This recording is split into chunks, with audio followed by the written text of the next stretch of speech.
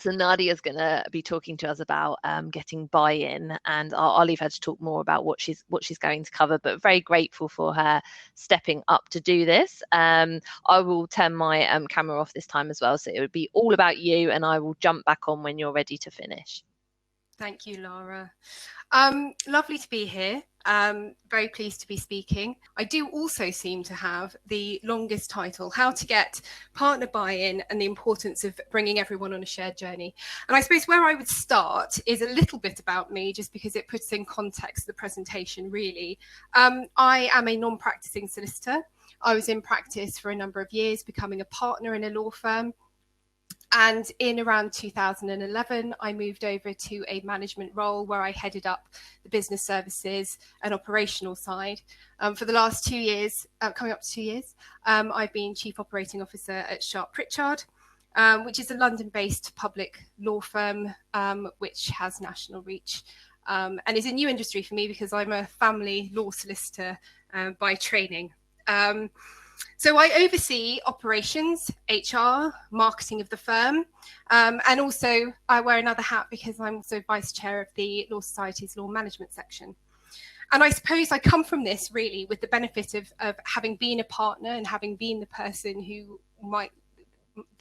people have wanted buy-in from, but also now being the person who needs to get buy-in from her stakeholders and the partners in her firm. So I thought it was useful just to start really with the easy question, which is the latter one, and talk about why buy-in is important. What do we mean by buy-in? It's the active support and participation in something. So in this case, or for a business support professional, maybe in HR or marketing, or another partner who has an initiative, it would be getting the sign off, but then also getting someone to cooperate and get involved in the process with you. If you don't have the buy-in, you're not going to get the sign off for the planning initially. Quite possibly. You might get the sign off, but you're not going to get the support that you need to see you through your journey. And you might not get the full participation of the firm. And that's not necessarily a problem if you have an idea that you can then get, you get the sign off and you can get on with on your own and you work in isolation and it doesn't need people to come with you. But those instances, if you can think of any at all, are extremely, extremely rare. For almost any plan, proposal, change that you might want to bring through, you are going to need the involvement of others across the firm, and you are going to need senior sponsorship from your stakeholders. The main reason for that, actually, the two reasons. Firstly, employees take their lead from senior leadership about what they need to do, what they're expected to do. So you need that senior leadership to be invested and to be demonstrating that buy-in and that they're on that journey with you. But more importantly, if you don't have those senior stakeholders with you, they can very much scupper your plans if they're not on board. So there's no hard and fast facts here. This is very much based on my own experience, and I'm hoping to give you some practical tips and leave you with some thoughts. We have just 20 minutes, so I'm going to go through it quite quickly, but I am available at the end if anyone wants to discuss anything, and obviously happy to take questions. So also conscious that it is 4:45 and anyone who is working from home like me is looking outside and it is pitch black. It feels like it could be midnight. I thought I would have a little bit of festive fun, and I have put together the 12 days of Pitchmas. Bear with me.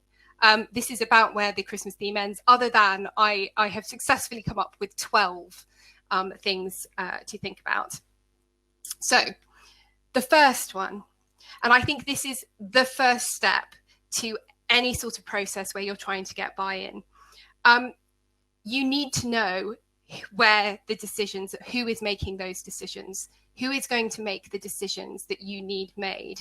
And it's not necessarily the entirety of the group of stakeholders or the entirety of a group of partners or your HR director or anyone else. There's always a shifting balance in decision making and a shifting power balance. So it's useful to know who ultimately has that power and that decision making, because you need to get in front of the right people. You need to know who those influencers are, and those are the key people that you need to bring with you in order to be successful. So similar to identifying who your decision makers are, I want to talk a little bit about the process of a change agent. We talk about this a lot in HR, but this is really, really key for getting that buy-in and getting essentially getting through what you need to get through. The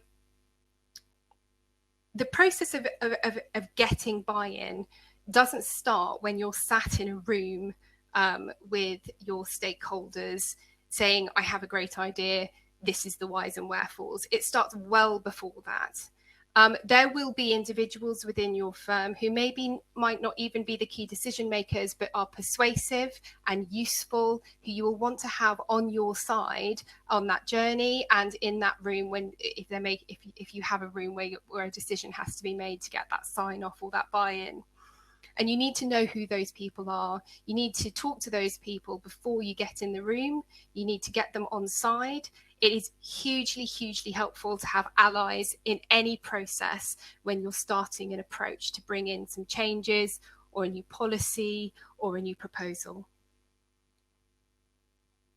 And I just wanted to make a note here about the role of an external expert, which is slightly off to the side of this idea of a change agent.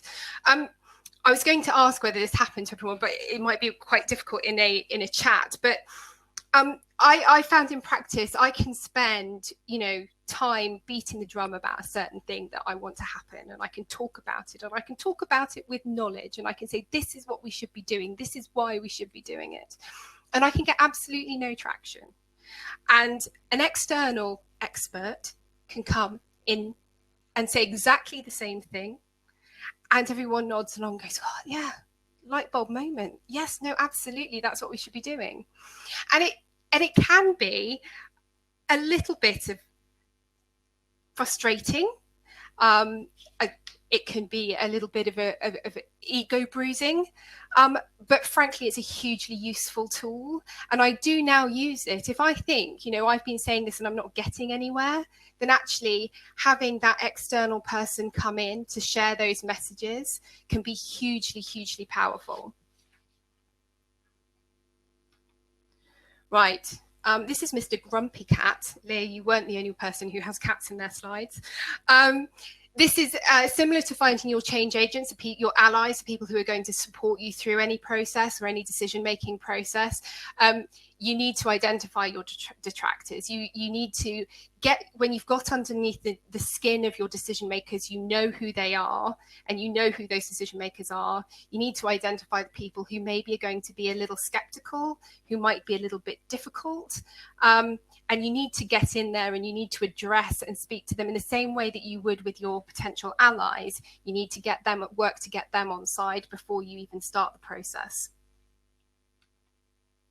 It's different strokes for different folks, Muhammad Ali. This obviously is not about fighting with your stakeholders, but it is about recognizing that different people have different passions and different triggers in your decision-making group. So we know that there will be stakeholders who might only care about the financial bottom line. They're going to look at the costs and they're going to make a decision based on the costs. There are those who might care about the impact on their people. There are those who might care about HR, that floats their boat. They're going to listen to the HR policies, but not really be too mindful about anything else. Those who think about marketing and BD, and that really gets them going. So in order to, if you have a collective, if you need a collective buy-in, you need to make sure that when you're putting forward your plans, your proposals, your pitch. To get that buy-in, you need to address all those different elements you know will attract the interest of the different decision makers in the room. And finally, even if you don't know what their little quirks are, the things that are going to get them excited about your ideas, you've got to align it to the business strategy, because whatever your group of stakeholders are, hopefully they should be all unified behind your business strategy. And if we're looking slightly further, filtering down, you've got your HR strategy, your marketing strategy. Those, of course, will be aligned as well to your business strategy. So you need to make sure that when you're putting forward any plan, any idea, whatever it's about, it goes to those key KPIs that you're looking at for your business strategy, so that they can see why it's important. They can see the impact it's going to have on their overall business.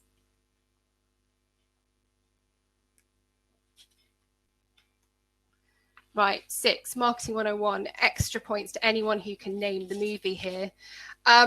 This is just a moment. I know that there are marketing professionals in the room, and I just wanted to flag that when you are trying to get buy-in from an internal stakeholder team, you are effectively marketing to them.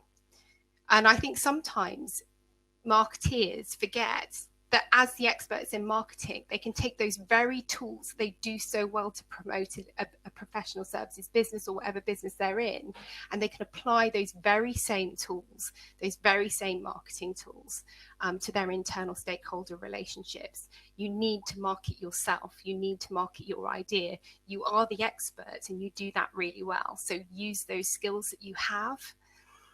I use a few things in terms of marketing when I'm putting forward ideas or plans, or I'm looking for operational change and some buy-in for things. But the main one that I actually have on a post-it in front of me, just as a visual reminder when I'm communicating at any time in any meaningful way, is the know, think, feel, do approach. So just make sure that I'm hitting my comms on every level to engage those stakeholders on what they need to know, what I want them to, making sure I've got them know what they need to think, how I want them to feel, and then what I need them to do.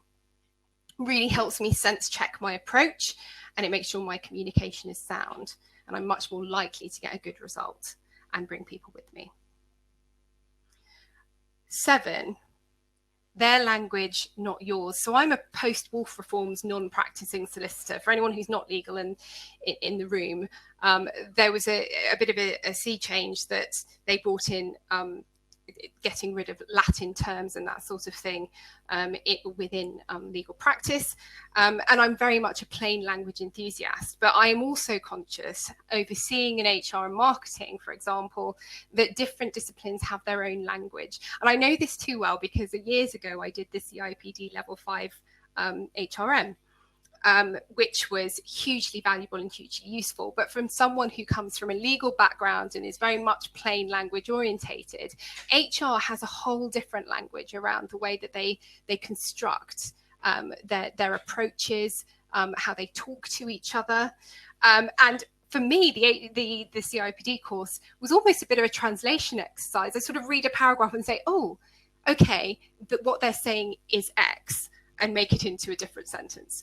And I think we do have to be mindful when we're professionals in another discipline talking to stakeholders who are not from your discipline, that we are talking their language and not our own language, because we need to be able to communicate and get them to, the key is not what we're saying actually, is that we're making sure that we are understood and that they understand where we're trying to get to and what we're putting forward. So don't risk losing your audience, whether in writing or in person, by using your own discipline's language and terminology. Make sure you're speaking your stakeholders' language and not your own. And I still occasionally fall foul of that, so it's always something that I need to keep an eye on. The next one is more about in a meeting.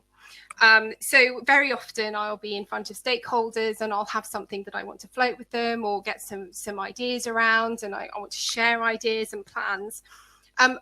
Key is for me to keep it short, because people are relatively time poor and you don't want to give people the opportunity to switch off while you're speaking, so they're missing the most important parts. So keep it short, but also keep something in your pocket with the detail.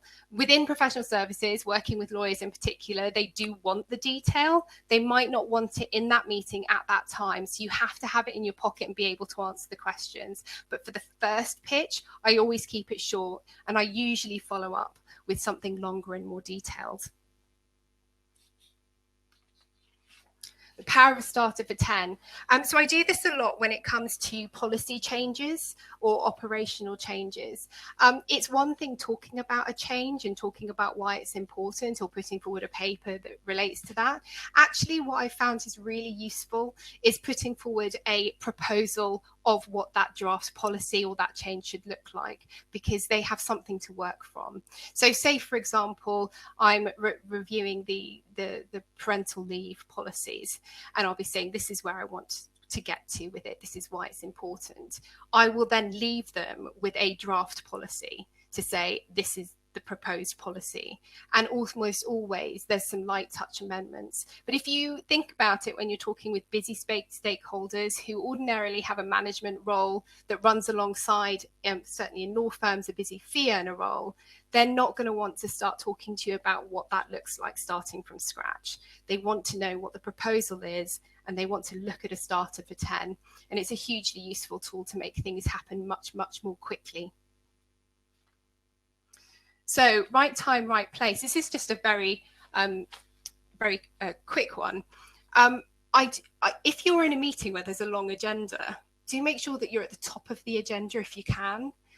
There is nothing worse than getting to the end of a meeting that's overrun, and either people have started looking at their phones on their email, or they've called the meeting short and they've rolled over the rest of the agenda items, or it's late, it's run on, and people aren't particularly engaged with what you're talking about. It's just a really small practical tip. But if you can and have any influence about where you are in an agenda when you want to get the buy-in and have the conversations you need to have, be at the top of the agenda or near the top of the agenda, because that's when people are most engaged and most alive and most listening.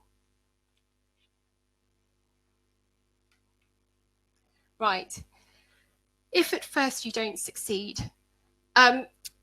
this is probably the most important one, and there's two ways to go here.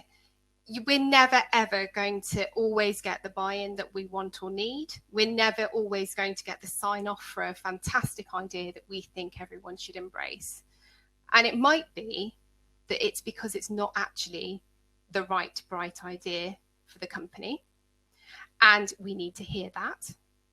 And it might be that there's some really big concerns around it, and we need to listen to those and we need to address those. So I do think there's a professional consideration when you get knocked back, to think about whether actually on reflection your stakeholders are right to turn you down and say, actually, this isn't the way we need to go, because that will happen, or whether we need to actually think about some of the feedback that we get and make sure we get that feedback. And the key then is listening to the feedback, making sure that we've taken it on board and addressing every single point, so that when we go back and say, right, I've taken that on board, I understand your concerns, this is where we need to go, this is how I've shored it up, you'll be able to speak to your stakeholders again in a meaningful way and be much more likely to be successful the second time. What I wouldn't advocate is keep going back. I think sometimes you just need to read the room, and by read the room I mean the environment at that particular time, and you need to just think, well, actually, let's take a step back, maybe park that one, maybe let's look at what things look like in 6 months, and then you do your bit with your change agents, with your people who maybe have been concerned about it, and just temperature test a little bit. You know, is this the right time now? Certainly I've been in situations where a year before I knew things would not get off the ground, but a year later we're in a very different place, different thinking, different events have triggered thoughts around what we need to do next. And that's a really useful tool, just to look at what that timeline can look like again. And so 12 is also, we're on our 12th day of Christmas. The journey's end. I think for very often, just getting the initial buy-in, that support, that yes, this is a great idea, great pitch, let's do it, let's go, is fantastic, isn't it? But it's only just the beginning. And I think the key here is how we then take those stakeholders who have agreed, who've bought in at that initial point, and how we carry them through with us on that journey to the completion of the project, or the sign off, or whatever that looks like in terms of the process. And there are 3 watchwords here, and I've put them on that slide: collaborate, communicate, and celebrate. So collaborate is about continuing to work hand in hand, not only with your firm and the wider company that you're bringing things in for, but also with the decision makers. You need to be continuing to work with them and listen to them and gauge how things are going. In the same way, communicate. So if there is feedback in a larger project, for example, you need to be able to communicate the feedback, you need to address the feedback, you need to make sure you have channels for feedback, and you need to regularly report to the stakeholders. That's not just good practice in terms of bringing them with you on the journey, but it also keeps your initiatives alive, because in a very busy working day, working months, working year, things just become very fluid. So you need to make sure they're reminded of what it is that you're doing, and what investment you need from them, and what actions you need from them, and what's working, and why it's important, and the success that you're having. And talking about success, that's where we come back to celebrations. It's really important to share the success of any initiative that you've had that buy-in for, and bring that celebration, bring your stakeholders in that celebration with you. So share in the success, the meeting of aims, the milestones. And there's more than one reason for that, not just that it's good to see the progress, and you're bringing the decision makers with you, but also that it's going to support your buy-in for the next time. For the next time you come to the table with an idea, you're cementing your authority, your expertise, because they know that you've been successful, and they've been reminded that you've been successful, and that's really, really important. So I hope I've whipped through that in my 12 days, but I just wanted to sort of just flag some of the things that have helped me along my journey, and hopefully might give you some thoughts around ways in which to help you get the buy-in, and also bring stakeholders with you on that journey. Super useful, Nadia. Loads of that was resonating with me, so thank you so much.